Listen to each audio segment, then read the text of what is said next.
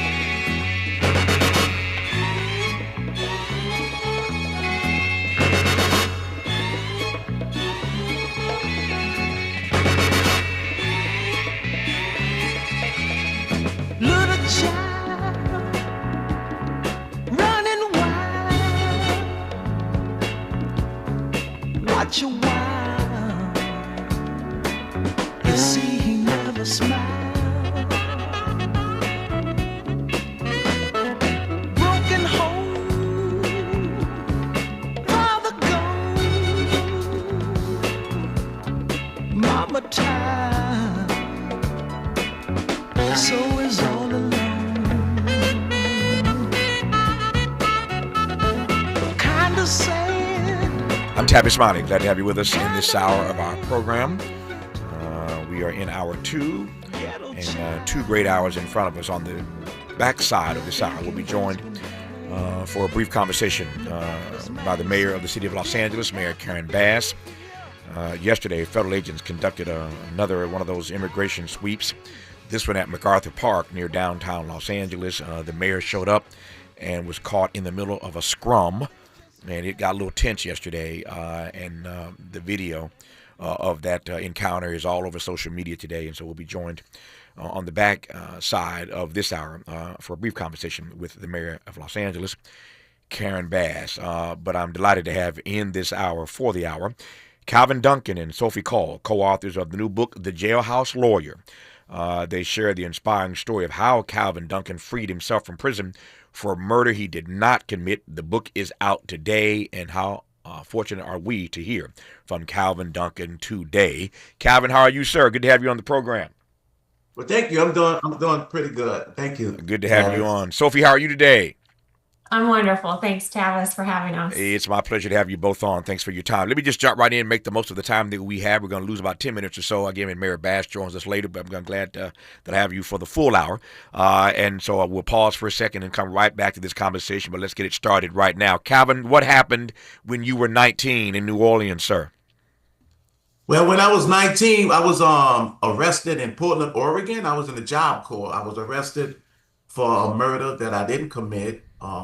And then I was subsequently extradited to New Orleans, Louisiana, to stand trial for capital crime. Mm-hmm. Tell me more about the circumstances of what you were doing in Portland and why you were extradited to New Orleans in the first place.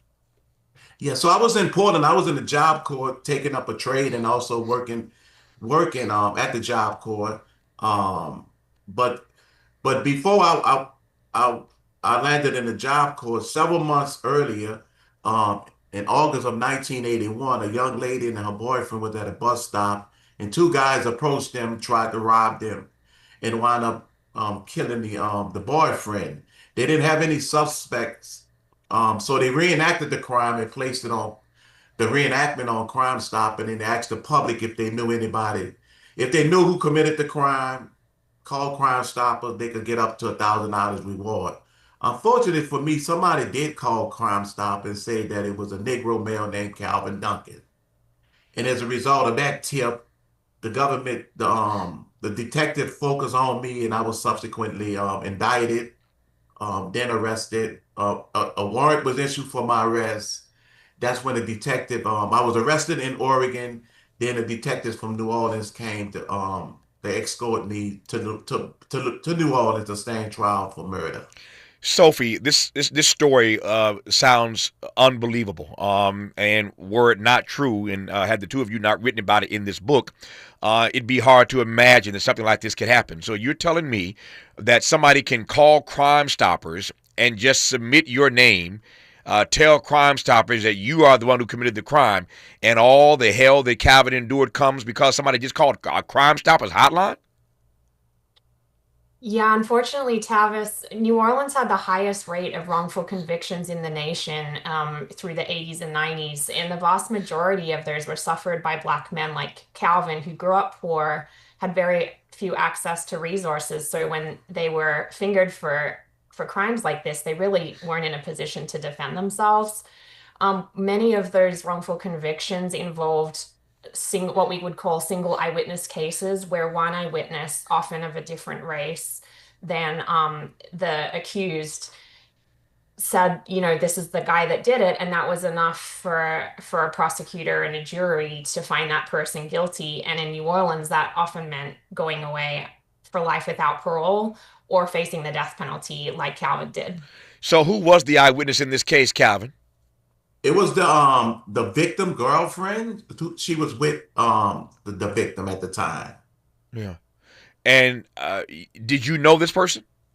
No, I did not know this person. As a matter of fact, I wasn't even familiar with the area where the crime happened. And so how does this person just out of the blue finger point you, Calvin? So like whenever a crime happened, when the detective present the facts to the public, they ask the public, look, if you know anybody that committed the crime, or if you heard anything about it, you can get up to $1,000 reward. So once somebody called and said that it was the perpetrator that was responsible, named a Negro male named Calvin Duncan, that's when I guess what the detective, what they do is they run the name, and my name did come up because I had been in trouble as a juvenile. And so, and then when they do the investigation, there was a number of people named Calvin Duncan. Mm-hmm. So the perpetrator may have been a Calvin Duncan. It just wasn't this Calvin Duncan. Mm. So to answer your question, yes, anybody could call a detective and say, look, such and such committed this crime. The detective then will start investigating. And yeah, I would just add, Tavis, that in Calvin's case, it was a mugshot from when he was 14 years old that the police presented to this eyewitness, who was a white woman who said that it was him. And Calvin, I don't know if you want to add a little about what you learned later about how tentative that identification was. Hold that thought, Cal, 1 second. I'll let you add that when we come forward on Tavis Smiley. From California to the Carolinas, everybody's listening to Tavis. More when we come forward.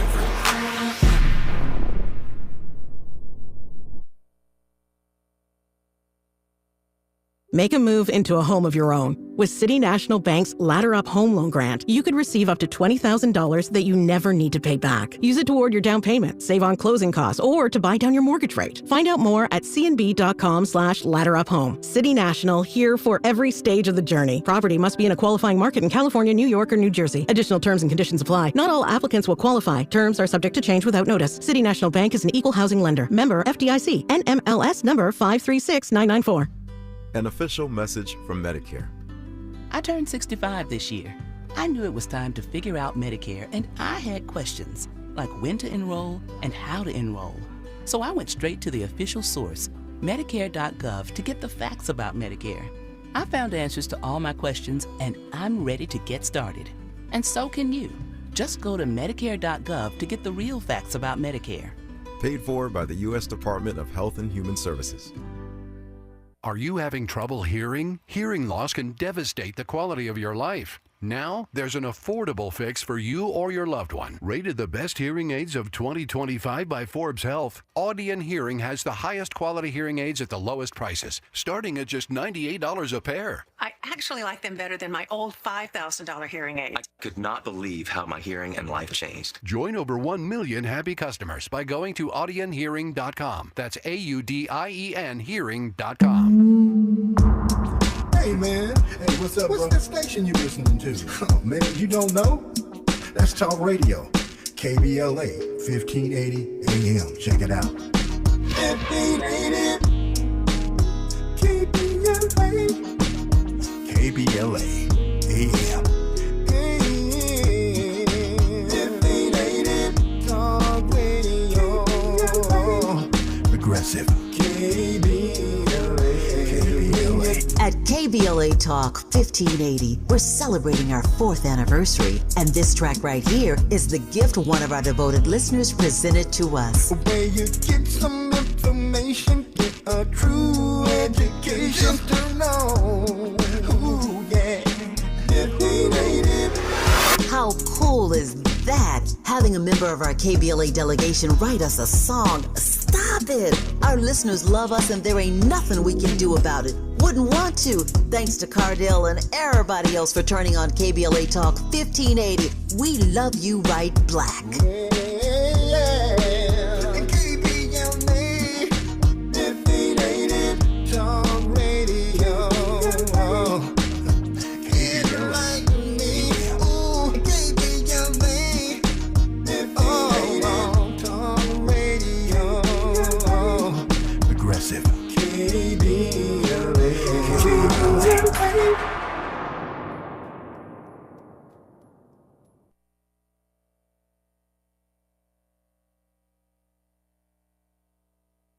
Made fresh daily in Leimert Park, Los Angeles, California. You're listening to Tavis Smiley.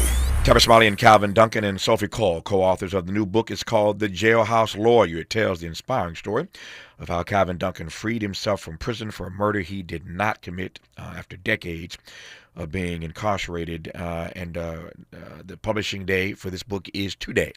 So we are blessed to have them on our program today as the book drops today. Once again, it's called The Jailhouse Lawyer, written by Duncan and Sophie Cull. So, Sophie was saying a moment ago that this white woman who was the one eyewitness who said that you committed this murder was showing a picture of you when you were 14. Pick up the story from there, sir. Yeah. So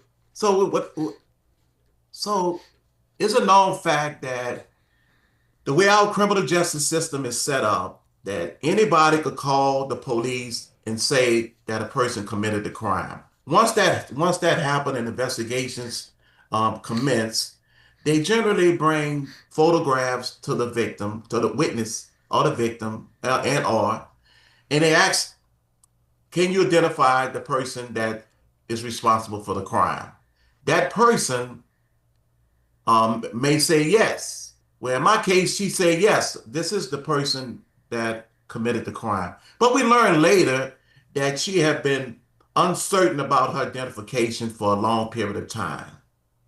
And it is a known fact that one of the leading cause of wrongful conviction of innocent people is eyewitness identification.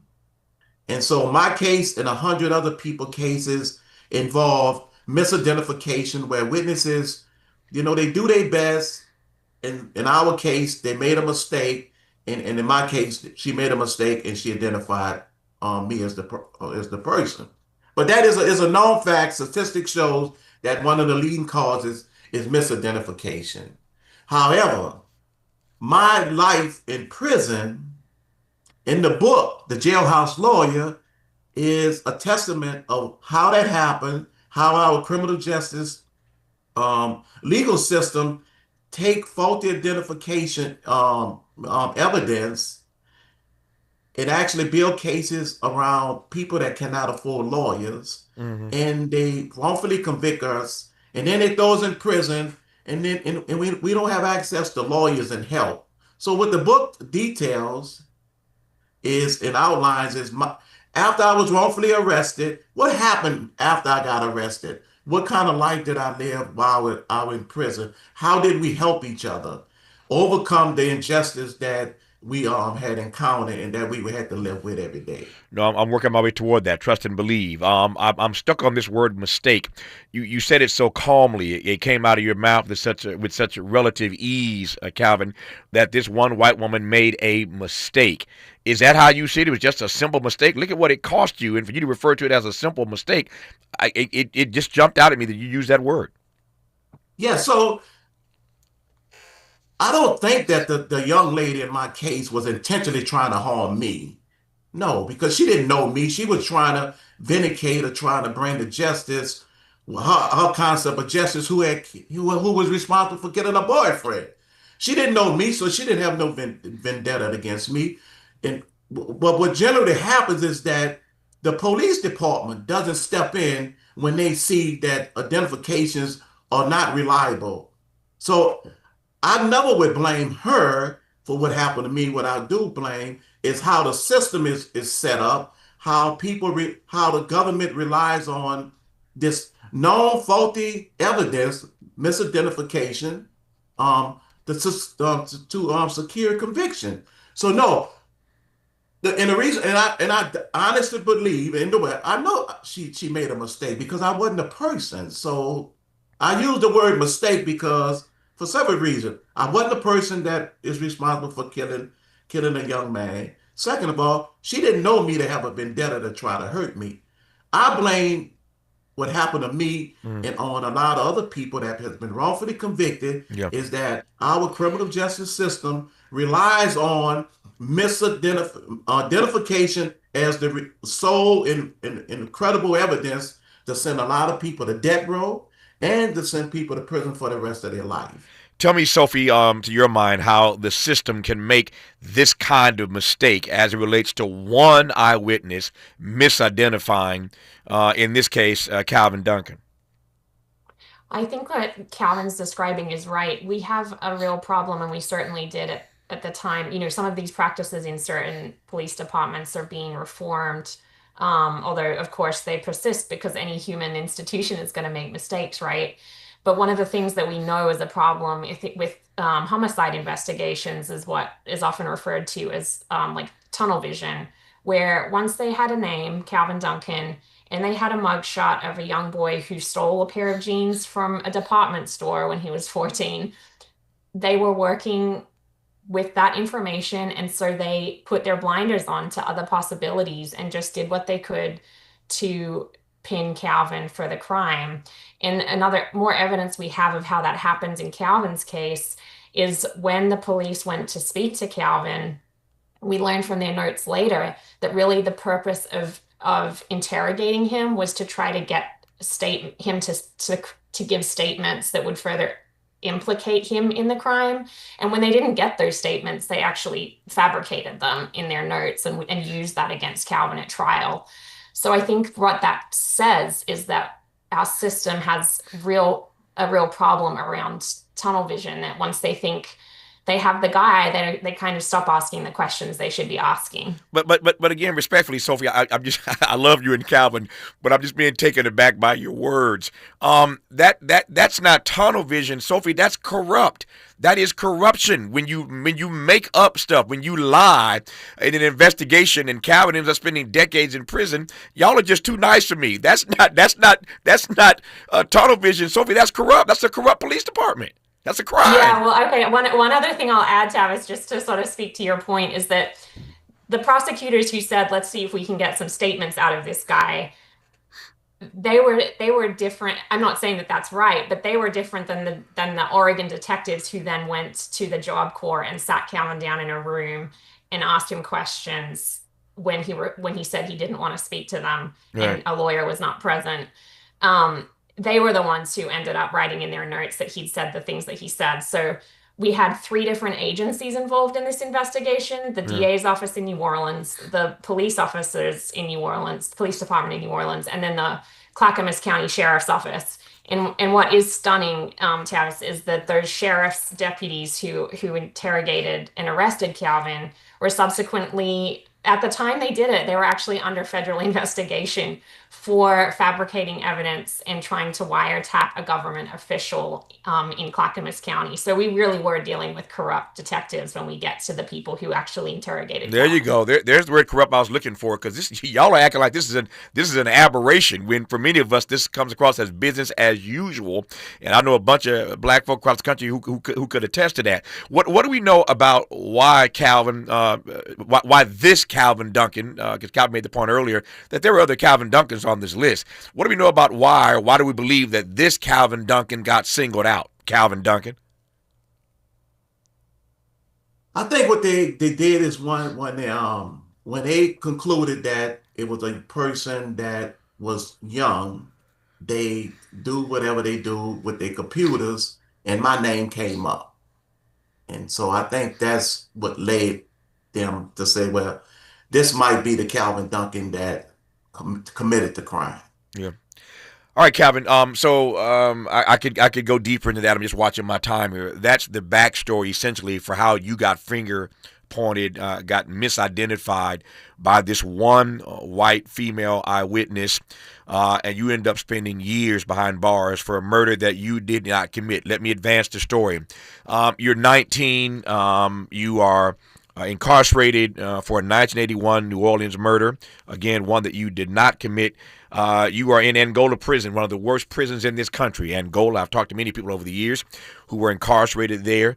If you know the story of Fox and Rob, they were on this program not long ago, had a documentary done about their case that was shortlisted for the Academy Awards a couple of years ago. They were incarcerated, Rob was, at this same Angola prison. So I've talked to many people over the years, again, who were behind bars at this particular infamous Louisiana State Penitentiary in Angola. Tell me on the inside, Calvin, how you start to become your own advocate.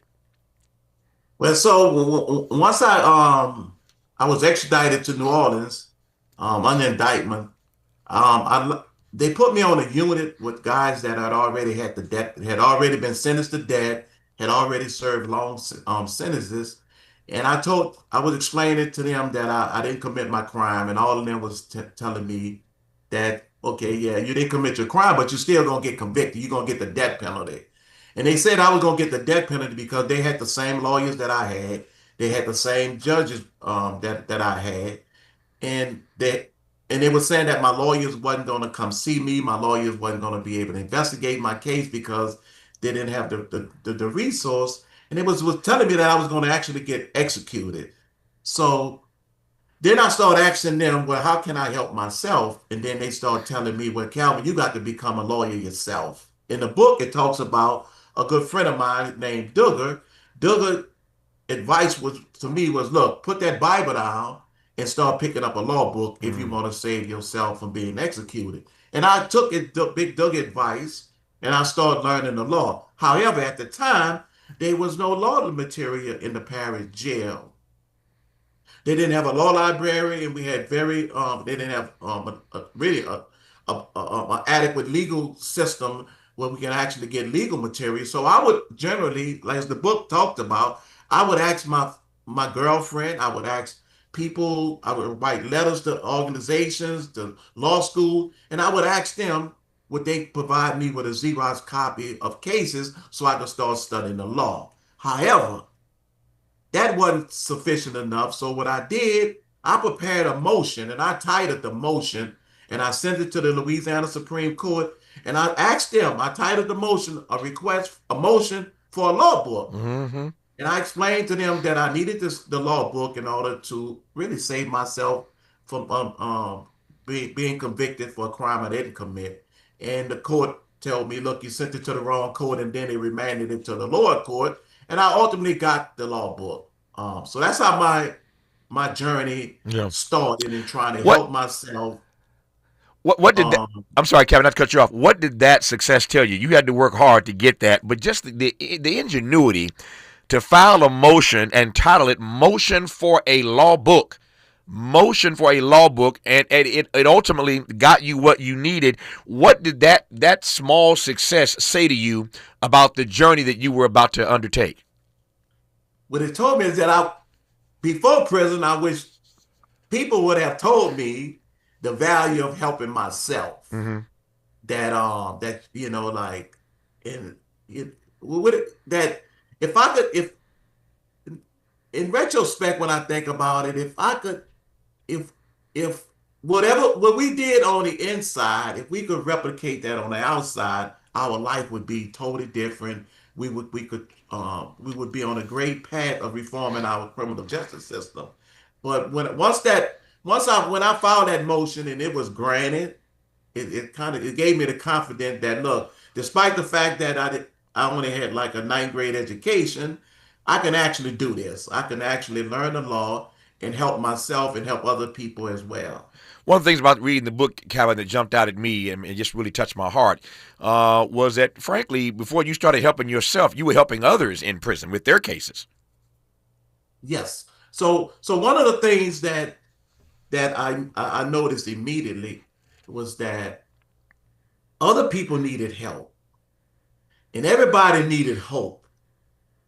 And one of the things that I came to accept as a principle in my life is that no matter what the circumstances that we find ourselves in, we could always be of use. And that helping others is how we keep hope alive, especially if it comes at a great cost to ourselves. So I had learned that very early when after I got locked up, and was that in order for me to continue to have hope that I can actually save myself, I have to help other people as well, even if it's at a great cost to myself. That might be the line of the day. I'm only halfway through this program right about now, 3 hours and 90 minutes in.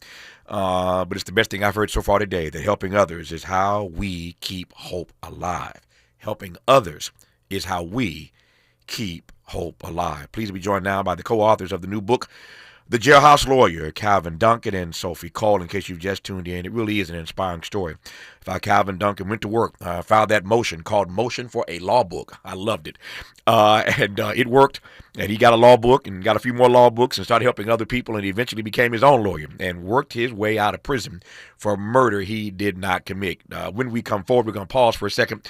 We expect a phone call in moments from L.A. Mayor Karen Bass about this ICE raid here in L.A. that she got caught in the middle of yesterday. It's all over social media. We'll hear from Mayor Bass for a few moments and then circle our way back to Calvin Duncan and Sophie Cull later in this hour to wrap this conversation about this new book. It's a powerful one called The Jailhouse Lawyer. You're listening, and I'm glad about it, to Tavis Smiley. This is getting good. Yeah, man. Tavis Smiley continues when we come forward.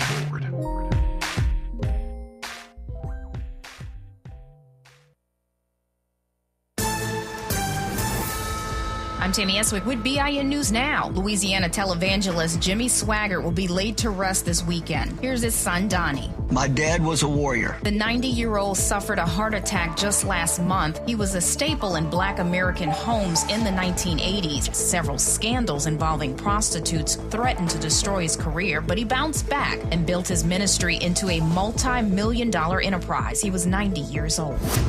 Following breaking news, the International Criminal Court has issued arrest warrants for the supreme leader of the Taliban and the chief justice of that organization, accusing them of persecuting girls and women in Afghanistan.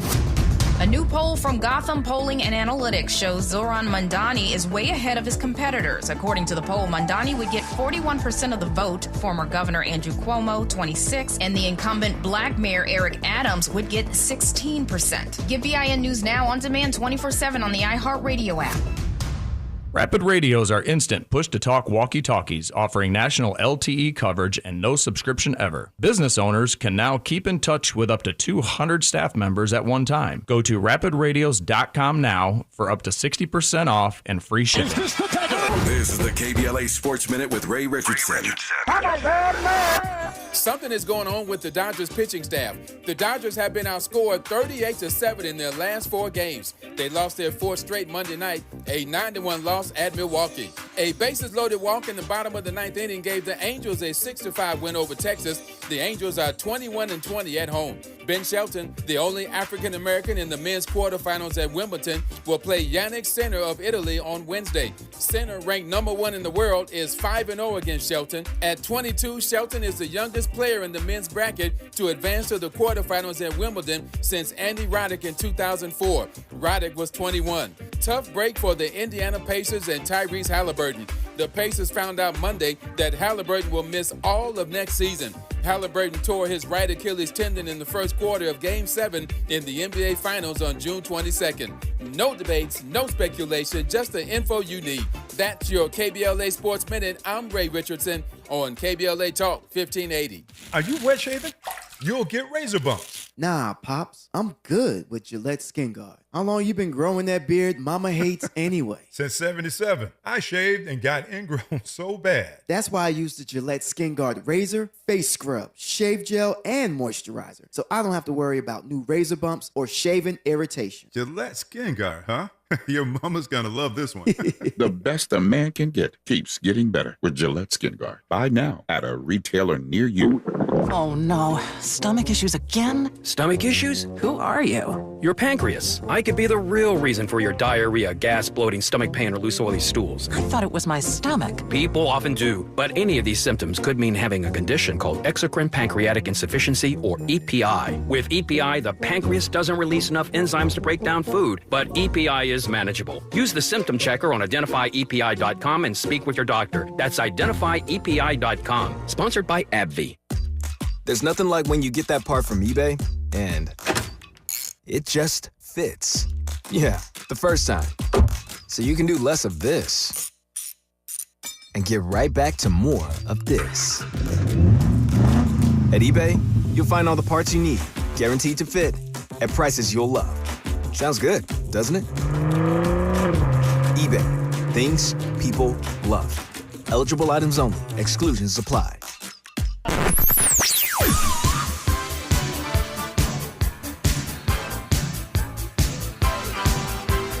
This is KBLA Talk 1580.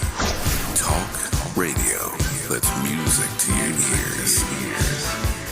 We're unapologetically progressive. KBLA Talk 1580. Right now, there are young people across the world facing a tough choice. Continue their dream of education or drop out to help their family put food on the table.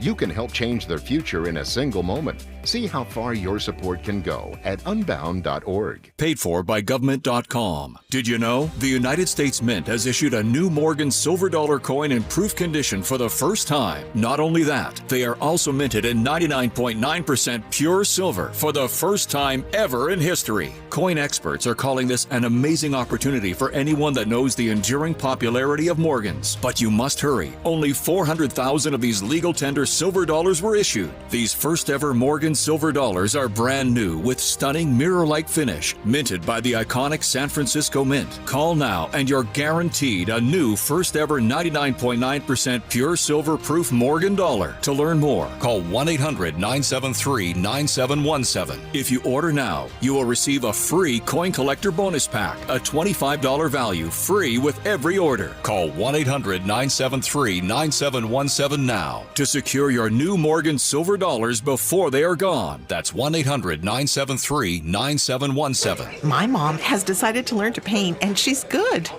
My dad's now into creative cuisine, and I've already put on 6 pounds. Learning new things comes with age. My mom? She started forgetting my name and what we're talking about. Forgetting well-known things doesn't. Memory loss may be a sign of Alzheimer's disease. Early detection gives you and your loved one time to plan for the future. Learn the warning signs of Alzheimer's at 10signs.org. Brought to you by the Alzheimer's Association and the Ad Council.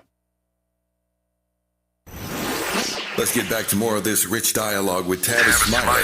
Here's some sound right quick from a scrum yesterday at MacArthur Park here in Los Angeles, right near downtown, where ICE agents were engaged in another one of those immigration sweeps. Karen Bass, the mayor of L.A., showed up in the middle of that scrum. Take a listen. I am going to say.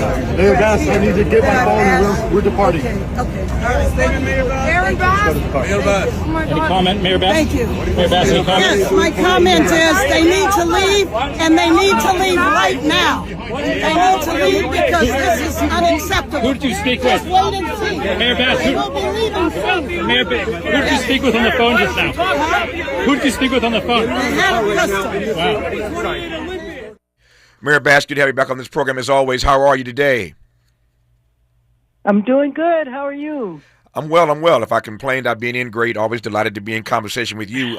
We played some audio. This video has been seen millions of times all around the country and, for that matter, around the globe. What happened yesterday at MacArthur Park, and why were you there? Well, there had been rumors for months that the military was going to do an action, quote unquote, on MacArthur Park. And frankly, it was hard to believe that that was actually going to happen. But once the word got out that it was happening, then I went because, frankly, just to see if it was actually true. And then when I got there, of course, then I wanted to see when they could leave because we needed them to leave. It was just insane. It was such a misuse of taxpayer dollars and a misuse of our troops. To have those young women and men used that way as a prop, a staging thing, is just, I think, pretty egregious.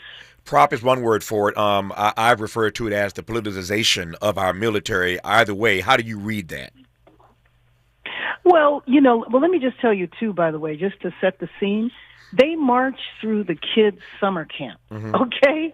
And so there were all of these children that were outside playing who then had to be scooped up and taken inside so that they didn't see the military marching in formation across their park, ruined the day for the kids. They were going to have to stay inside the entire day.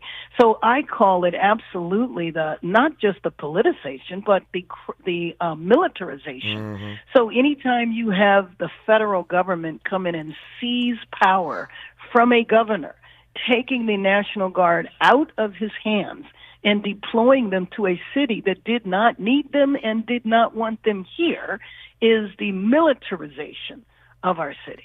Why are these troops still here? Well, they're just here because what they're doing is a show of force to intimidate. They are intentionally provoking fear and terror in our population. That is what they are doing. There is no stated purpose. So, for example, the quote-unquote raid yesterday yielded nothing. They came out, as the council president said, and did a TikTok video and then left. In the video, speaking of video, we see you on the phone. Who are you on the phone with? Who are you talking to? I was talking to the head of the Customs and Border Patrol. His name is Mr. Bovino. And what would you I was talking to him, and I've been in conversation with him over the last couple of weeks, which is send the troops home. And they don't need to be here. And what was the nature of that phone call yesterday in the midst of all of that ruckus around you? Well, the nature of it was, what are you doing here, and when can you leave? That was the nature. Those were the only two questions. What are you here for? And it was never clear to me what the reason was. I was about to ask, since the phone was to your ear and we couldn't hear what he was saying to you, what were the answers to your two questions? Well, I had difficulty hearing the answer to the first question. We're there to enforce the law. What law? We have a police department. I don't think we needed, military troops, military tanks. And then, there were people in the park, healthcare workers. St. John's Healthcare Clinic was there to provide services to the people in the park. They had guns pulled on them. They were told to get the F out of there. Yeah. I mean, that's the way healthcare providers, now that's the help that's needed in the park. The military is not needed. And like I said, it's just a misuse of power. So you had the Border Patrol, you had the Marines, and you had the National Guard were all deployed there. And it looked like a Black Hawk helicopter circulating the area. Yeah. What can you tell us about this lawsuit that the Trump administration has threatened against you? I don't know if it's been filed as of yet, but we all saw the headlines. Yes, it has been. So it's been filed. What can you tell us about this lawsuit that they filed against you, Mayor Bass? Well, we are having our lawyers look at it, but essentially the purpose of the lawsuit is to overthrow our sanctuary city laws and to say that we are violating federal law by having those policies in place. Mm-hmm. And I assume the city will fight back against that? Of course, absolutely. We're assembling a legal team now. We will fight back fiercely against it. Yeah. How do you process that you have become part of the story? I mean, what the mayor wants to do is, as you know, I work for Tom Bradley, one of the great honors, great joys of my life, to work for the first black mayor, Karen Bass, of course, the second first woman to be mayor of the city. Of that, we are proud. But your job is to run this city, to steward this city as best you can, not to necessarily become the story. How do you process that you become part of this story? Well, actually, Tavis, I guess that's news to me. I hadn't thought of it that way. Yeah. I don't think of myself as being part of the story. I think of myself as being there to protect my city and to protect the people in my city, and that means everybody, regardless of where they came from or when they got here. Yeah, I didn't mean that as a diss. You know me well enough to know that I didn't mean that as a diss. I was just saying part of the story, given that they have sued you, that they're coming after you, and we've seen other electeds. I'm thinking of Ras Barak in Newark and other places. We've seen other electeds get arrested. The congresswoman from Newark is still pushing back against these charges. So when I saw that video of you yesterday, you went to the top of my prayer list. I wanted to make sure that you didn't get harmed in the process yesterday or arrested. No, I appreciate that very much. And actually they've been threatening all sorts of investigations, and I have letters I have to respond to Congress about and all. So this was definitely not the first time. Yep. Let me offer this as my extra question. I know you've got a full schedule, and I thank you for these 10 minutes just to get an update on what happened yesterday. My extra question is simply this. How does this story end? And I say, how does it end, assuming that at some point will come to an end? Donald Trump's got another 3 years in office. But this is not sustainable day in, week in, month out. How does this story come to an end as you see it? Well, that's a very good question. I don't know. I suppose they will get tired of terrorizing us and move on to another city, I suppose. Yeah.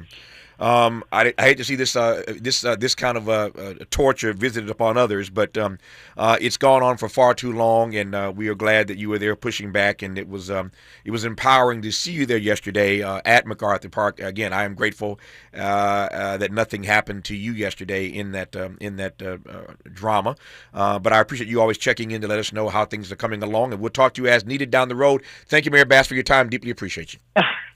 All right. Thank you, Tavis. Take care. Bye-bye. More of Tavis Smiley when we come forward. Generous listening. Charitable listening. It's why everybody wants to talk to Tavis. The conversation continues when we come forward.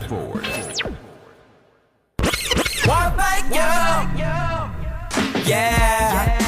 At KBLA Talk 1580, we're proud to be celebrating 4 years on the air, but we know we could 4 years on the air, but we know we could not have made it this far without you. We work hard every single day to curate conversations that will enlighten, encourage, and empower you. So, from all of us at KBLA Talk 1580, a big thank you for your love and support. You don't know how much you mean to me. And by the way, if your smartphone did not update automatically, be sure to download our brand new KBLA 1580 app. We think you'll love all the new features, including new ways to send us photos and video in real time. Whenever news breaks, while we're on the air, it's a new dawn, a new day for KBLA Talk 1580. And we're glad you're on this journey with us. You never turned away, you were right there. Thank you. We asked seniors how to prevent Medicare scams. My best advice, if you get a phone call, do not talk to the person. These people are well trained. Don't talk to them. They don't know me. They're just trying to scam me. Don't be fooled. Hang up. Just hang up. Never give out your Medicare number. They're going to get your number to put in a false claim. If I get a call from someone, I don't pick up the phone, and should I pick up the phone and they ask for information, then I hang up. How do you detect Medicare fraud? Just like I check my credit card statements, I check my Medicare statements monthly. Scammers can get a hold of your number, order medical devices through your account, and you're not even going to know about it if you don't look at your statement. Check your statement every month. If you get your statement and you see something that you know you did not have done, you report it. Call your senior Medicare Patrol. To report Medicare fraud, call the Senior Medicare Patrol at 855-613-7080. No one wants to leave behind stress for their family. That's why a trust or a will is so important. Without one, your assets might go to the wrong people or leave out loved ones. Also, probate is long, expensive, and often avoidable with a revocable trust. Trustandwill.com makes it simple to create a personalized estate plan. A trust or will provides clarity and peace of mind. Get 20% off on your estate plan documents by visiting trustandwill.com/radio.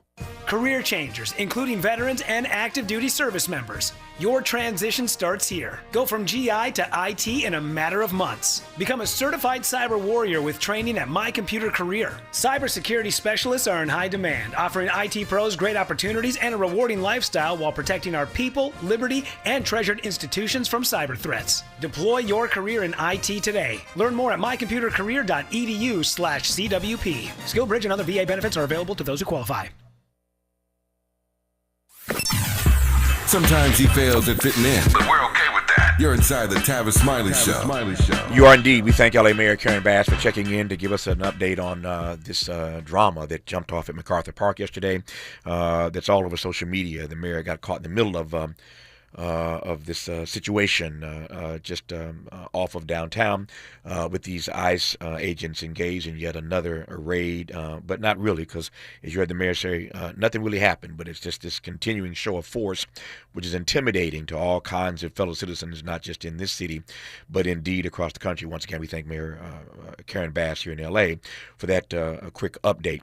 Today is publication day for the book, The Jailhouse Lawyer. We return now to our conversation for the next few minutes here with Calvin Duncan and Sophie Cull, the co-authors of that book. Once again, The Jailhouse Lawyer, which tells the amazing and inspiring story of how Calvin Duncan basically became his own lawyer in prison while sitting there for many, many years for a murder in New Orleans that he did not commit. We've been talking about the misidentification of so many persons who find themselves in prison and on death row. It is one of any number of things that we could offer as an indictment of our criminal justice system as we know it. Calvin, before the mayor called in, we were talking about how you wrote that motion for a law book. Ultimately, you got the law book, and other books came after that. You started working on behalf of others, and then one day you decided that somebody suggested to you that you got to work on your own case, Calvin. You went to work on your own case. Pick up the story right there. My time is running. Tell me what starts to happen when you start delving into representing yourself in your own case, Calvin Duncan.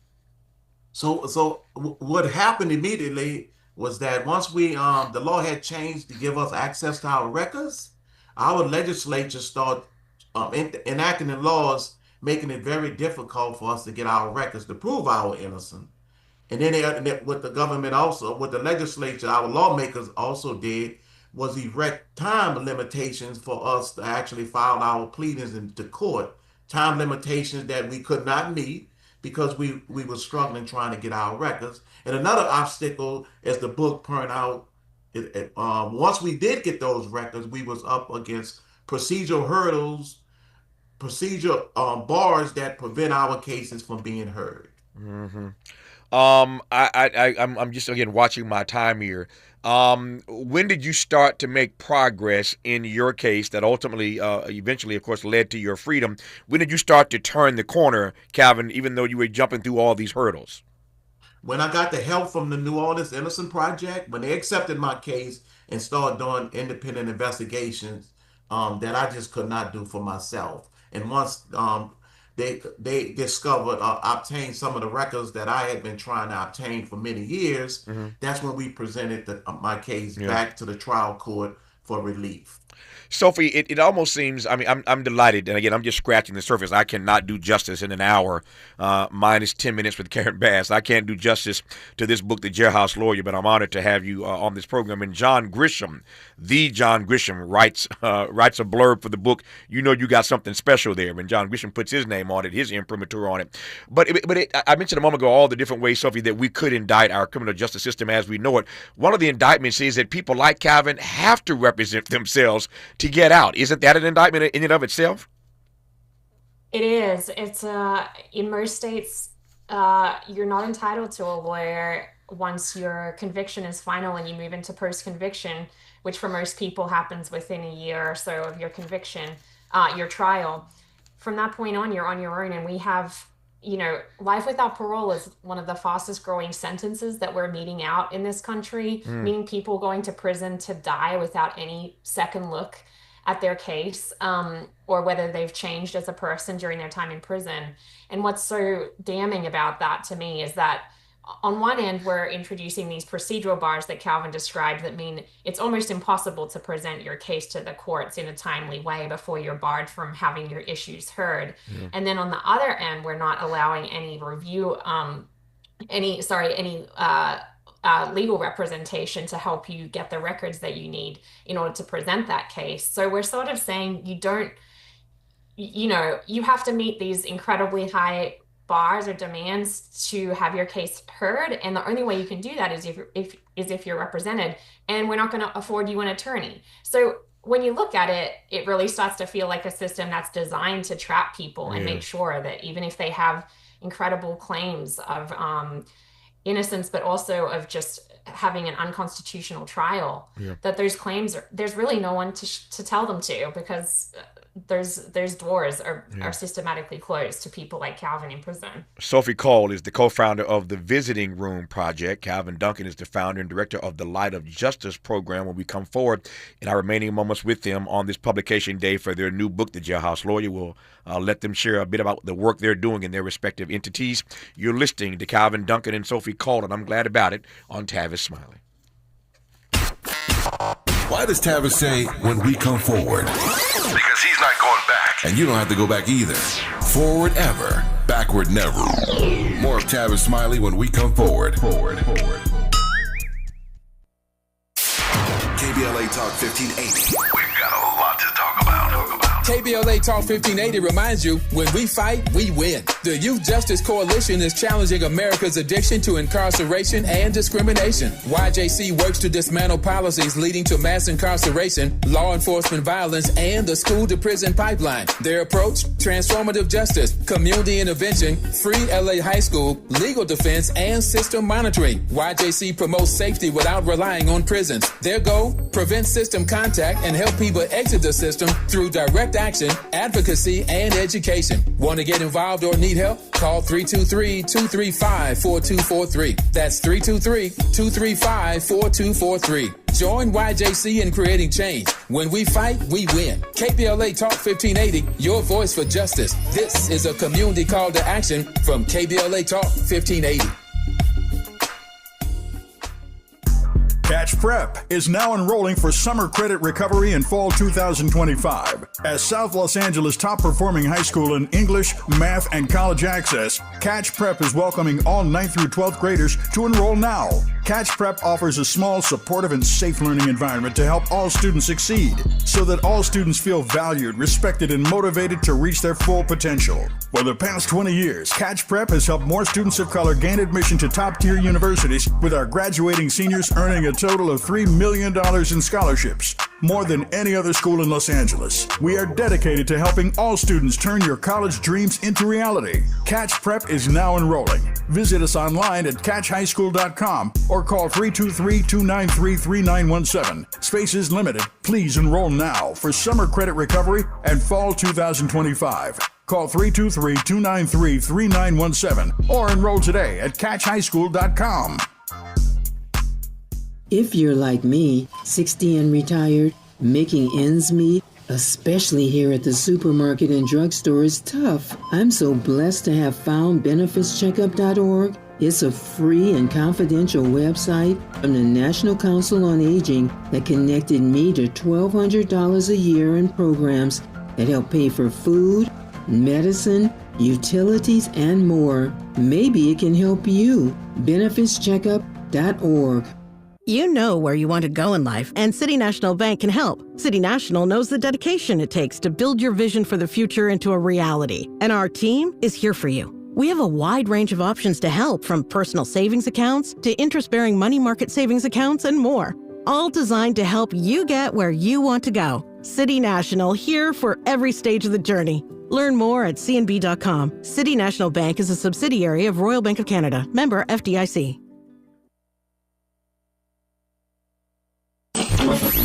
Freedom is an endless meeting. So let's get back to it with Tavis Smiley. Tavis Smiley and Calvin Duncan and Sophie Cull. Their new book out today is called The Jailhouse Lawyer. It is the amazing, inspiring, empowering, uplifting, motivating story of how Calvin Duncan became his own counsel. While incarcerated for a murder he did not commit, and he got himself out of there. And he's done some great work since then. He's the founder and director of the Light of Justice program. Calvin, my time is getting tight. Tell me about this Light of Justice program, sir, and the work you're doing through it. Yes. So once I got out of prison, I created the Light of Justice to continue to help people that are left behind in prison to get access to the court by helping them get their documents, helping educate the public about the laws that's in effect that is harming people's right to access to the courts, and just educating people in general about our criminal legal system. I spend most of my time in helping them get access to their documents and legal material that they may need in order to help themselves. Has the process, Calvin, right quick, of getting those documents, has that process gotten any easier over the years? No, it has gotten very difficult because we have a law in Louisiana that say people like myself and other people that's in prison after of our incarceration, that we are no longer considered to be a person for the purpose of getting public records. Wow. We have a law that says people like me are not people in prison in order to actually get our records. So when I got out of prison, I started helping people that's in prison get their records, because they have a law that say that they are not considered a person. If the state, Calvin, does not deem you as a person in Louisiana once you're locked up, then what are you deemed as? What are you if you're not a human being? Well, in their eyesight, that you are a means for economic reasons, that you provide jobs. Yeah, I get it. I wasn't naive in asking that question. I just want to put a finer point on it. That if you're not a human being, what are you? This goes all the way back to being 3/5 of a person in our founding documents in this country. I ain't got time to get into that. I've got 60 seconds left. Sophie Cull, tell me about the Visiting Room Project. Calvin and I worked on the Visiting Room Project with Professor at Loyola, Marcus Concar, and a growing team to try to bring the stories of people currently serving life without parole to the general public, because one of the things we do is throw people away for the rest of their lives, and we make sure we never hear from them again. They're locked behind prison walls. So the Visiting Room was really an effort to get people's stories who are currently serving that sentence out to the public, so we can think about what we're doing when we throw away the key. John Grisham says of this book, Duncan's story is so incredible, it strains belief. It is so heartwarming and hopeful that it will stay with you for a long time. That's what John Grisham has to say on this book, on the cover of it, about what Calvin Duncan and Sophie Cull have written in this new text called The Jailhouse Lawyer. We have been honored to have had them on in this hour on Publication Day. So congratulations, Calvin. Congratulations, Sophie, on the publication of the text. And thank you once again for choosing this platform to talk about it. I appreciate you both and hope you have a great rest of your days. Thank you so much, Tavis. My pleasure to have you both on. More of Tavis Smiley when we come forward. KBLA 1580 Santa Monica. I'm Tammy Eswick with BIN News Now. Louisiana televangelist Jimmy Swaggart will be laid to rest this weekend. Here's his son, Donnie. My dad was a warrior. The 90-year-old suffered a heart